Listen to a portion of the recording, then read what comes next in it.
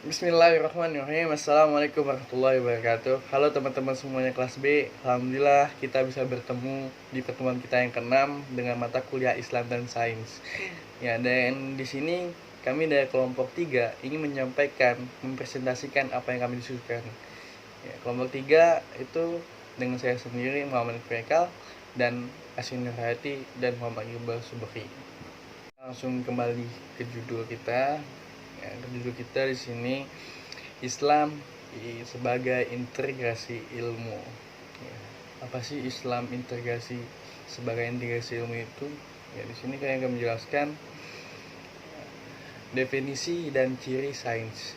Pengetahuan semakna dengan kata knowledge yang berarti sejumlah informasi yang diperoleh manusia melalui pengamatan, pengalaman, dan penalaran. Sedangkan ilmu sains lebih menitik beratkan pada aspek teoritasi dan verifikasi dari sejumlah pengetahuan yang diperoleh dan dimiliki manusia. Sementara pengetahuan tidak masyarakat teoritasi dan pengujian tersebut. Dalian G mendefinisikan ilmu adalah rangkaian aktivitas penelahan untuk mencari penjelasan atau suatu mode untuk memperoleh pemahaman secara rasional empiris mengenai dunia. Ini dalam berbagai seginya dan keseluruhan pengetahuan sistematis yang menjelaskan berbagai gejala yang ingin dimiliki manusia. Pengetahuan ilmu mempunyai 5 ciri pokok, yaitu 1. Empiris, berdasarkan pengamatan dan percobaan. 2. Sistematis, mempunyai hubungan tergantungan dan teratur. 3. Objektif, bebas dari prasangka perseorangan. Analitis, berusaha membedakan pokok soalnya ke dalam bagian-bagian yang terperinci. Yang 5. Verifikatif, dapat diperiksa kebenarannya oleh siapapun juga. Ya. Pengertian dan tujuan integrasi. Integrasi berarti upaya untuk memadukan antara agama untuk menciptakan hubungan antara sains ilmu pengetahuan dan Islam dalam upaya membangun kembali sains Islam yang selama ini dipandang tidak ada. Metode agama umumnya bersifat subjektif, tergantung pada pengalaman pribadi dan otoritas nabi atau kitab suci. Sedangkan sains bersifat objektif yang lebih mengandalkan observasi dan interpretasi terhadap fenomena yang teramati dan dapat diverifikasi bagi komunitas muslim. Islam adalah sebuah sistem agama, kebudayaan, dan peradaban secara menyeluruh. Ia merupakan sistem holistik yang menyentuh setiap aspek kehidupan manusia. Etika dan nilai-nilainya menyerap setiap aktivitas manusia, termasuk di dalam ilmu pengetahuan. Istilah Islamisasi untuk pertama kali sangat populer ketika konferensi dunia yang pertama kali tentang pendidikan Islam yang dilangsungkan di Makkah pada April 1977. Ya, Islamisasi adalah konsep pembebasan manusia dari tradisi-tradisi yang bersifat magnis sekuler yang membelenggu pikiran dan perilakunya. Pengintegrasian pengetahuan tersebut dilakukan dengan cara memasukkan pengetahuan baru dengan warisan Islam dengan melakukan eliminasi, perubahan, reinterpretasi, dan penyesuaian terhadap komponen-komponennya sebagai pandangan dunia Islam, serta menetapkan nilai-nilainya. Prinsip integrasi ilmu dalam Islam. Kajian tidak ditujukan kepada kepentingan praktis, tapi didelegasi untuk tujuan-tujuan memahami eksistensi alam dan manusia. Dengan ini, akan mampu mengantarkan umat pada peningkatan iman kepada Tuhan yang menciptakan ilmu sekaligus sebagai sumber ilmu tersebut. Melepaskan ikatan-ikatan ilmu pengetahuan dari pengaruh sekularisme, desekularisasi ini akan menghadirkan pada keniscayaan kebenaran religius secara diferensiasi. Menurut Dr. Zubaidi MAG MPD dalam bukunya Islam Benturan dan Antar Peradaban, membagi dua masalah tersebut menjadi dua, yaitu sekularisasi objektif dan sekularisasi subjektif. Sekularisasi objektif bersifat konkret dan radikal, biasanya ditandai dengan pemisahan urusan atau bidang agama ruhania dengan urusan atau bidang material jasmania. Adapun sekularisasi subjektif bersifat halus, biasanya ditandai dengan perasaan atau keyakinan batin untuk tidak menghubungkan pengalaman pragmatis sehari-hari dengan pengalaman keagamaan.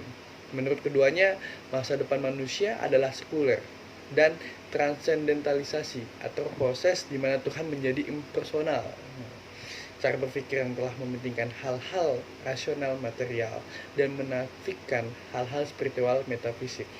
Secara tidak sadar telah mereduksi dimensi kemanusiaan yang secara fitrah tidak bisa dilepas dari hal-hal mistis spiritualitas. Integrasi ilmu-ilmu keislaman. Ilmu pengetahuan umum berkembang pesat di barat, sedangkan ilmu pengetahuan Islam mengalami kemunduran yang pada akhirnya muncullah dikotomi antara dua ilmu tersebut. Tidak hanya sampai di sini, tetapi muncul juga sekularisme ilmu pengetahuan di barat yang mendapat tantangan dari kaum gereja. Sekularisasi ilmu pengetahuan secara ontologis membuang segala yang bersifat religius dan mistis karena dianggap tidak relevan dengan ilmu. Alam dan realitas sosial dimetodologisasikan dan disetrilkan dari sesuatu yang bersifat ruh dan spiritualitas. Rasionalisme memandang bahwa sumber pengetahuan pada aspek aksiologi, bahwa ilmu itu bebas, nilai itu netral. Nilai-nilai ilmu hanya diberikan oleh manusia pemakainya. Kondisi inilah yang memotivasi para cendekiawan muslim berusaha keras dalam mengintegrasikan kembali ilmu dan agama. Cendekiawan muslim yang pernah memperdebatkan tentang islamisasi ilmu di antaranya adalah Ismail Raji Al-Faruqi. Kemunculan ide islamisasi ilmu tidak terlepas dari ketimpangan-ketimpangan yang merupakan akibat langsung keterpisahan antara sains dan agama. Pendekatan integratif interkonektif merupakan usaha untuk menjadikan sebuah keterhubungan antara keilmuan agama dan keilmuan umum. Sedangkan pendekatan integrasi interkoneksi lebih bersifat menghargai keilmuan umum yang sudah ada, karena keilmuan umum juga telah memiliki basis epistemologi, ontologi, dan aksiologi yang mapan, sehingga keilmuan umum dan agama dapat saling bekerja sama tanpa saling mengalahkan. Prinsip pendidikan Islam sebagaimana yang diungkapkan oleh Kunto Wijoyo bahwa pendidikan tinggi Islam saat ini secara empirik belum mempunyai kekuatan yang berarti karena pengaruhnya masih kalah dengan kekuatan-kekuatan bisnis maupun politik. Perguruan tinggi Islam kini tengah menghadapi tantangan yang lebih berat. Agenda Indonesia saat ini adalah bagaimana menciptakan negara yang aman, adil, dan makmur dalam lindungan Tuhan Yang Maha Esa, yang didukung oleh warga negara yang berpengetahuan, beriman, dan bertakwa. Dengan begitu, maka lembaga pendidikan Islam setiap saat dituntut untuk selalu melakukan rekonstruksi pemikiran pendidikan dalam rangka mengantisipasi setiap perubahan yang terjadi. Setidaknya ada 3 faktor yang menjadi model pendidikan Islam berwatak statis dan tertinggal. Subjek mater pendidikan Islam masih berorientasi ke masa lalu dan bersifat normatif serta tekstual. Ini bukan berarti bahwa kita harus meninggalkan warisan masa lalu. Terus selanjutnya masih mengentalnya sistem pengajaran maintenance learning yang bercirikan lamban, pasif, dan menganggap selalu benar terhadap warisan masa lalu. Selanjutnya masih ada pandangan dikotomis ilmu secara substansial, ilmu agama dan ilmu umum. Harmonisasi Islam dan sains sebagai solusi untuk peradaban. Pada dasarnya Islam dan sains adalah sebuah kesatuan, artinya tanpa diintegrasikan pun sebenarnya keduanya sudah terintegrasi dari asalnya. Jika ada pemisahan antara Islam dan sains, sebagaimana yang terjadi di dunia Islam, itu disebabkan karena kesalahpahaman dan memahami nilai-nilai ajaran Islam yang universal. Ismail Al-Faruqi misalnya muncul dengan gagasan islamisasi ilmu. Menurutnya islamisasi ilmu adalah mengislamkan disiplin-disiplin ilmu, atau tepatnya menghasilkan buku-buku pegangan di perguruan tinggi dengan menuangkan kembali disiplin ilmu modern ke dalam wawasan Islam. Setelah dilakukan kajian krisis terhadap kedua sistem pengetahuan Islam dan Barat, Al-Atas berpendapat bahwa di antara temuan ilmiah terpenting dunia Islam yang sangat berpotensi mempengaruhi perjalanan kehidupan umat Islam secara mendalam dan menyeluruh dalam memasuki abad 21 Masehi. Ya, adalah yang pertama, problem terpenting yang dihadapi umat Islam hari ini adalah masalah ilmu pengetahuan. Yang kedua, ilmu pengetahuan modern tidak bebas nilai sebab dipengaruhi oleh paham-paham keagamaan, kebudayaan, dan filsafat yang mencerminkan kesadaran dan pengalaman manusia barat.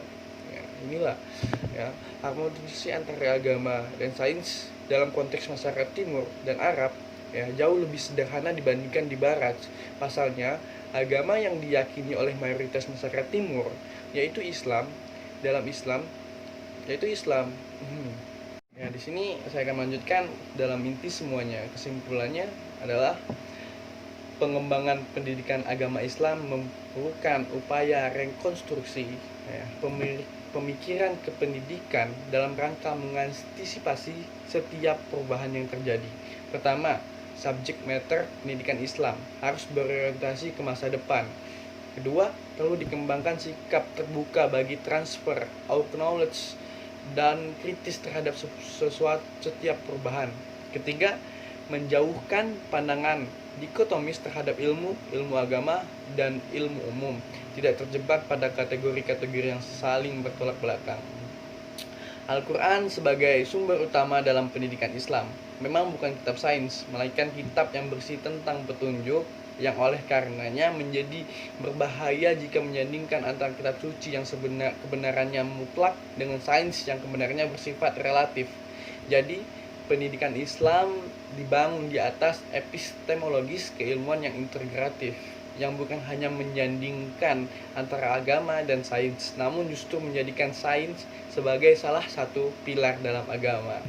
Bila teman-teman kelas B ya, kita sudah mempresentasikan kesimpulannya semuanya dari awal dan akhir ya. Mungkin ini saja dari kami, dari kelompok 3 ya. Maaf pada Bapak ya, mungkin ketika ada perlu perbaikan, mungkin ada yang penjelasan dari kami ya, mohon maaf.